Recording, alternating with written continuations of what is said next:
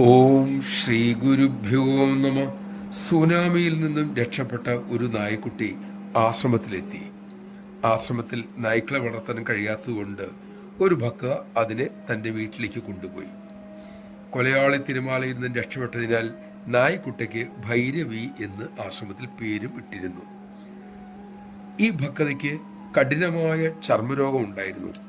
പല ചികിത്സകളും ചെയ്തു, ഫലമുണ്ടായില്ല. ഒരു നാൾ അവരുടെ ചെരുപ്പ് ഭൈരവി നായക്കുട്ടി കടിച്ചു കീറി. അന്നു മുതൽ നായക്കുട്ടിക്ക് ചർമ്മരോഗം തുടങ്ങി. വിവരം ഡോക്ടറോട് പറഞ്ഞു. ആ റബ്ബർ ചെരുപ്പിന്റെ അലർജിയാണ് രോഗകാരണം എന്ന് അന്വേഷണത്തിൽ ഡോക്ടർ മനസ്സിലാക്കി. പിന്നീട് ആരംഭിച്ച ചികിത്സയും പഥ്യവും അവരുടെ രോഗം മാറ്റുകയും ചെയ്തു. നമഃശിവായ. സത്യസന്ധമായി ചെയ്യുന്ന സേവ നമ്മുടെ സകല ദുരിത ദുഃഖങ്ങളുടെയും വേരറക്കും.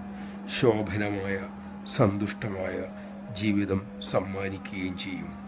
അതിനാൽ അമ്മ അരുളിയ സേവയുടെ വഴിയിലൂടെ മുന്നോട്ടു പോകാൻ നമുക്ക് സാധിക്കട്ടെ.